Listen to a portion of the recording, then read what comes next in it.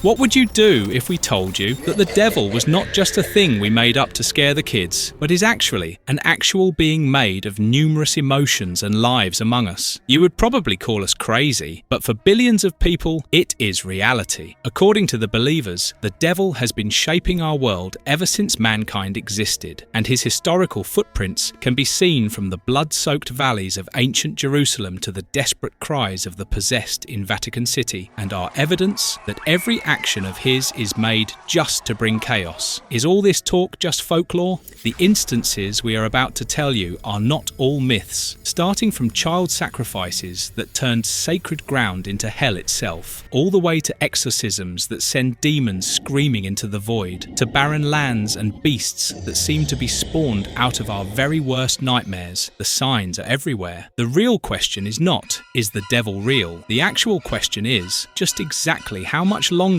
can we ignore his presence and stay in the shadows? In today's video, we are going to be talking about and discussing the most chilling, absolutely breathtaking, pure, undeniable evidence that Satan truly walks among us to this day. We will be discussing only a few instances that are enough to prove that he might be real, and we will also be following his trail through history, across numerous continents, and into the dark, shadowy corners of the world that you did not even know existed. And just to be clear, so that you cannot say we did not warn you, when you see the evidence, you'll never look at the world the same way again. So settle in, turn up the volume, and remember, once you see the devil's work, you can't unsee it.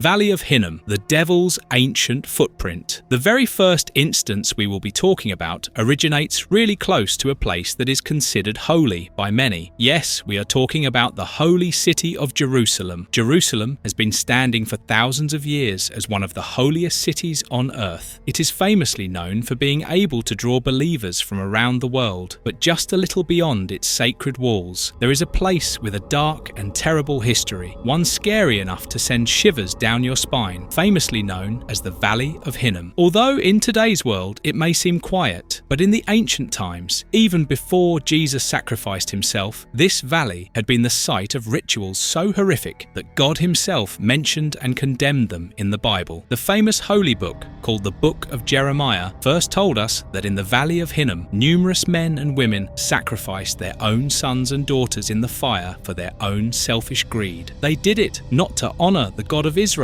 or just for some noble deed, but to actually worship his greatest enemy, the devil, also famously known as Satan. These were not just some acts of symbolism either. These people were real, living children who were unfortunate enough to be burned alive in the pits of fire. The people of that time truly believed that without offering up their children, their crops would start to fail, the rains would not come, and disaster would strike almost immediately. It was clearly a lie that had been planted by evil and demonic forces, and of course, just as the devil wanted, the people believed it. Honestly, a lot of theories could be made on it, and maybe, just once, such a thing happened, and maybe that was when the devil capitalized on the people's fears. Who knows? God's words through Jeremiah were crystal clear. He stated that, and I quote, "I never commanded this." He clearly called these acts a sign of an abomination, warned everyone of his anger, and declared that he would pass judgment against those who practiced it. In fact, the Valley of Hinnom became so associated with evil and fire that its name in Hebrew, Gehenna, became the very word for hell itself. But all of this was just a singular chapter in Satan's long history of deceiving humanity and taking away all good from them. Numerous scriptures have been studied and analysed on him, and almost all of them, especially the statements stated in the Bible, let us know that the devil was once the most beautiful and powerful angel in heaven, known as Lucifer. He was one of the few archangels destined to follow in God's footsteps and bring peace, but one day he was corrupted by pride and refused to follow his father. Lucifer stated he would not bow to any being lower than himself and rebelled against God. Out of all the angels, he managed to convince almost a third of the angels to join him in the war. But as we all know, going against God is not a wise choice, and due to the massive gap in strength and power,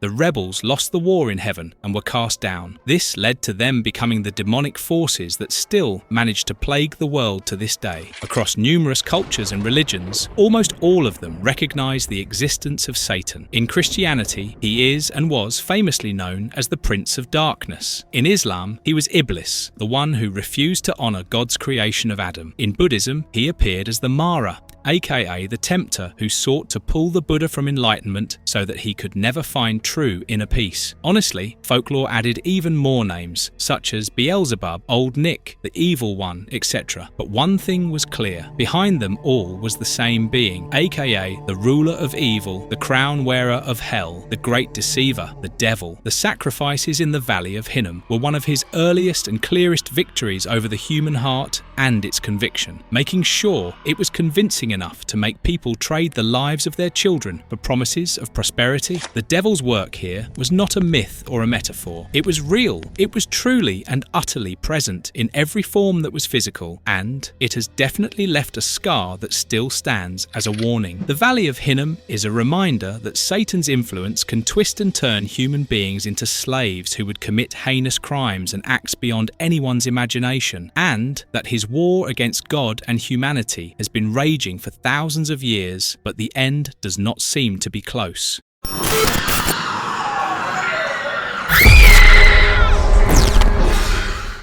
Pope Francis, exorcism, and the ongoing battle with demons. After the horrifying incident in the Valley of Hinnom, we are about to look into an incident that could be just as horrifying as the previous one. In the heart of Vatican City, St. Peter's Square is often regarded as a place of prayer, devotion, and celebration. But, to make things extremely eerie, on one particular day, the people of the Vatican and the entire world witnessed something far more unsettling than anything they had ever witnessed before. Pope Francis is a famous individual who is highly regarded in the world of the holy, and on this particular day, as he was moving through the crowd, greeting the faithful, he suddenly stopped in front of a man who appeared deeply troubled. As Pope Francis placed his hand on the man's head, the Pope began to pray. But what happened next was the actual depiction of evil, and because of this, it sparked a storm of discussion everywhere, including the news. As the Pope was praying, the man's body started to tense up, his face twisted, and almost all the witnesses felt an unmistakable sense of something dark resisting. Many even believed that they saw the Pope perform a real exorcism right there in public. As for Pope Francis, he openly discussed how this was an ordinary act for him. The Pope had even stated that he believed in everything that was connected to the world of the supernatural, especially the devil. To the Pope, the devil was definitely not a metaphor. Instead, he considered the devil to be a living, intelligent enemy that was just waiting for the right moment to strike, and exorcism was one of the Church's most direct weapons against him. The practice of casting out demons, also called exorcisms, is a practice as old as recorded history. In fact, multiple ancient civilizations from the Near East to India and China had their own rites of expelling spirits, and each of these rites, although different, had the same outcome every time. In the Catholic Church, the rite of exorcism is considered to be a formal prayer, where invoking the authority of Jesus Christ aids the priest to command a demon to leave its host. Numerous objects and materials, such as holy water, crucifixes, rosaries, and sacred relics, are instruments of divine power, and demons react violently to them. It is also believed that without an exorcism, either the demon carves its way into the world of the living, or it takes the being as a sacrifice. Over the years, many scientists and doctors have claimed the possessed people to be just mentally ill, but priests and other holy warriors have stated that just mental illnesses cannot be enough to explain all the supernatural actions the possessed people performed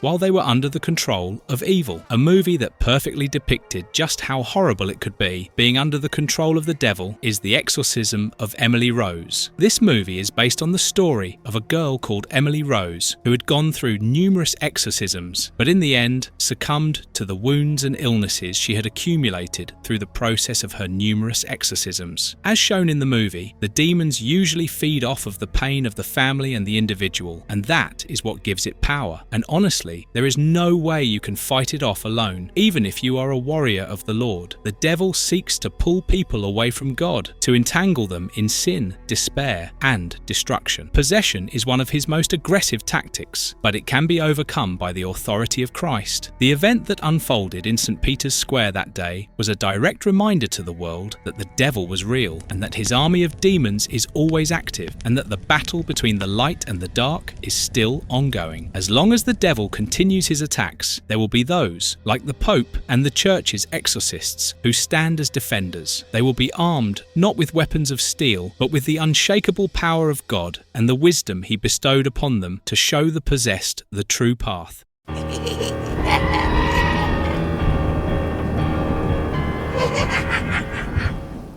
Devil's Tower, a monument of mystery and power. After we saw what happened at the Valley of Hinnom and at St. Peter's Square, it was almost undeniable that something was definitely not normal, but it was not enough to convince people or even make them aware of the potential danger. So now we will be discussing one bizarre place that even science cannot explain. In the completely flat plains of northeastern Wyoming, there lies a structure called the Devil's Tower that stands up to 900 feet tall. Now you might be wondering, what is so special about a big freaking rock? They are everywhere. Well, the thing that makes this rock very different from every other rock is the fact that it is the only structure that is protruding right out of the ground, almost like an entire fist. In the year 1906, then President Theodore Roosevelt declared the Devil's Tower America's very first national monument, and even cited it as an object of great scientific interest. The irony, but even after a lot of research and checks, more than a century later, its true origins remain a mystery. The mysterious structure is completely made from volcanic material, the stuff you get after lava fully cools down. But what is interesting is that there is absolutely no volcanic activity present anywhere near the area. Scientists have a few notable theories that may explain the existence of such an anomaly, such as that it may be the hardened core of an ancient volcano, or just a rare imbalance between the geological plates. But till now, they have no definitive answer. The Devil's Tower just simply does not fit neatly into the rules of geology. For years, this place was regarded as a sacred mural, a place where people could contact beings that were not from this planet. Maybe God, maybe the devil. Even natives who lived in that area called the structure Bear Lodge, and considered this place to be a place containing immense spiritual power. The name Devil's Tower itself hints at something darker. Although the actual reason behind the name is quite clear,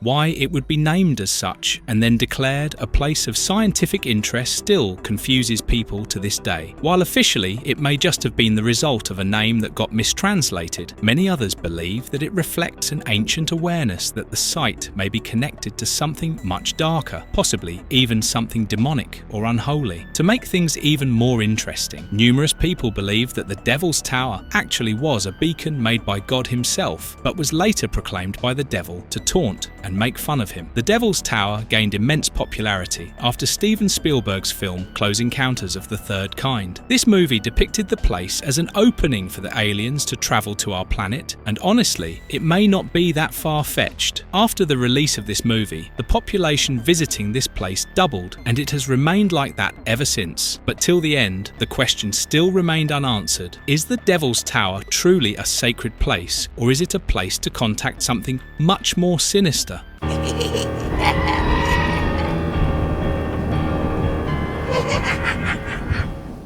The Pine Barrens and the Jersey Devil, a living creature of darkness. For so long, we have been discussing possessions, sacrifices, and even structures that the normal human mind cannot comprehend. But what if I told you that there is something in this world that has been seen and heard by numerous people for centuries, and that it still haunts and roams the earth? In the southernmost parts of New Jersey, there is a huge expanse of wilderness, unlike any other on the East Coast, famously known as the Pine Barrens. The Pine Barrens takes up almost over 1 million acres. It is a vast, dense, and unimaginably tangled forest, where dense undergrowth completely swallows the sunlight, and ancient trees that have stood for centuries stand like towers looming over the sandy soil. During the day, if you are in there alone, it can feel really lonely and empty and genuinely confusing. But by night, the entire place becomes something far more unsettling. People say that if you get lost in this place, there is a high chance you will not make it out due to it housing around 500 different species of animals, and the place is unforgiving. Although so many animals live here, there is one that has still not been discovered but has been seen by many, and it is the Jersey Devil. The Jersey Devil is definitely a creature that can only be described as something stemming from your worst nightmares, and the story behind how it came to be is even more terrifying. Although descriptions vary slightly, but most agree on the fact that it has the head of a horse. But unlike other horses, it has two huge horns protruding from its skull. It also has a long, thin body like a dragon or a lizard, and that it has bird-like legs ending in hooves, a forked tail, and great bat-like wings. If that was not enough, the sound it makes, it is a piercing, inhuman screech that is said to chill the blood of anyone who hears it. It is so loud that there have been people who claim that after hearing it, the noise never left them alone. The actual birth of this legend came to be in the year 1735 in a small house in Leeds Point. The oldest person in the family, Mother Leeds, was giving birth to her 13th child. As any other woman going through labour, she was exhausted, angry, or even perhaps cursed. Whatever it was, due to the emotions she was feeling, she is said to have cried out, "The devil can take this one." Now, usually people would be able to laugh this one off without any worries, but this time it was a bit different. The baby was born seemingly healthy, but within moments, almost like the devil heard her and claimed her unknowing sacrifice, it transformed before the horrified eyes of those present. Wings grew out of its back, claws protruded out of the baby's soft flesh, and its face elongated into something that can only be described as demonic. Now, in those stories, many say that it attacked those nearby and killed Mother Leeds, and then shot up the chimney and vanished into the dark pine barrens, while others say that it just flew away without a second thought. From that very day, numerous sightings began to be registered. Even respected and famous celebrities, such as Commodore Stephen Decatur, claimed to have encountered the creature. According to witnesses and himself, Decatur allegedly once fired a cannonball at it, reportedly tearing through one of its wings. But what was truly unsettling was the fact that the monster flew away, almost like the huge gaping hole in its wings was nothing. By the early 1800s, tales of the Jersey Devil were completely embedded in local culture. But it was January 1909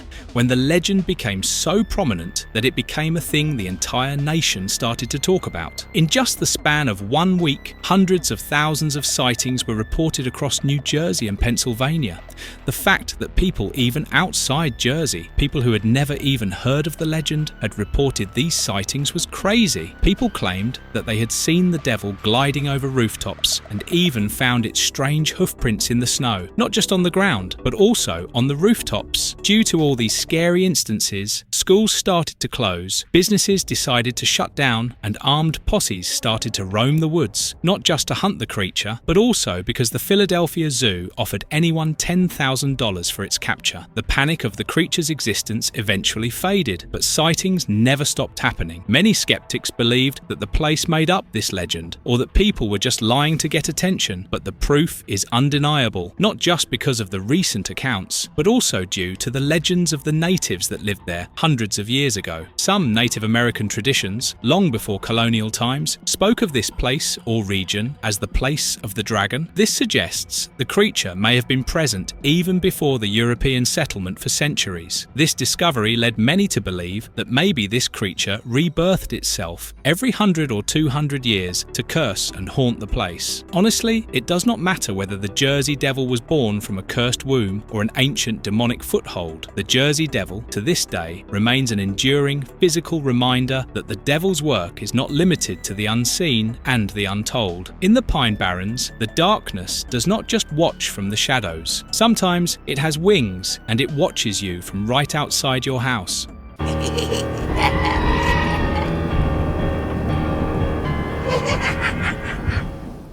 Marvelous verdict, the unmistakable reality of the devil. From the ancient fire sacrifices that happened in the Valley of Hinnom to the spine-chilling screeches of the Jersey Devil, the evidence of something evil and demonic spans not only towns, but entire continents, cultures, and centuries. Throughout the years, it tells us just one consistent, undeniable truth, and that is the fact that the devil is, in fact, real. The devil is not just a metaphorical ploy, and he is definitely definitely not a story made just to frighten children. The devil is the direct counter to God and his work. In fact, being his own son, the devil may be like a deep, unhealed wound that just never healed and continues to hurt to this day. Starting from the Great Valley of Hinnom, the devil has always been able to convince weak-willed people to commit the most horrifying acts imaginable with almost no effort. Hell, he even made them burn their own children alive, just because he knew how weak and fragile the human mind truly is, and that was exactly why he made false promises of prosperity. The way the devil works is honestly just creepy and frightening. Nowadays, more often than not, he spreads the ways of evil and shows that he still exists through the act of possession. Not only does he twist the minds and bodies of the victims, but he also curses and hurts everyone around them until only direct spiritual warfare can drive him out. The exorcisms that are often performed by the Catholic Church, sometimes even in full view of the world as the audience, are not symbolic ceremonies that are used for clout. Oh no, these exorcisms are genuine battles where the warriors of light are fighting the spawn of the devil. Only if this were all the devil could do, but unfortunately, the world we live in is definitely already tainted by evil, and that is why the devil's presence isn't limited to human souls. Famous landmarks, such as the Devil's Tower, truly defy the laws of nature. That is why they draw people to them, as if everyone were under a supernatural pull, just like the movie depicted. To some people, places like the Devil's Tower are sacred places of connection, but the name and energy of Devil's Tower raise a disturbing possibility that the place they worship may already be tainted by something far more evil than the human mind can even comprehend. The stories of Hinnom, the Pope's exorcism, Devil's Tower, and the Jersey Devil are not just some isolated legends that people often made up to get attention or scare others, but they are pieces of a chessboard. These pieces are the ones being used by God and the devil. On one side, we have God, who tries to show everyone the truth, give them freedom and enlightenment, while on the other hand, we have the devil, who tries to deceive everyone, and instead of freedom, he torments them and forces them to commit crimes that are unforgivable, even by God. No matter what has been said, one thing is most definitely clear by now: the devil is real. The war between good and evil is happening as we speak, and every single one of us has to choose a side. If you enjoyed this video and want to get the answers to every question you ever dreamt of, consider subscribing. Tell us which instance made you believe in the devil, and if you still do not believe in him, tell us in the comments what questions you want us to answer, and we will be sure to answer all of them. Before we take our leave, please like the video and ring the bell icon so that you never miss another video update from us. The greatest trick the devil ever pulled was convincing the world he didn't exist.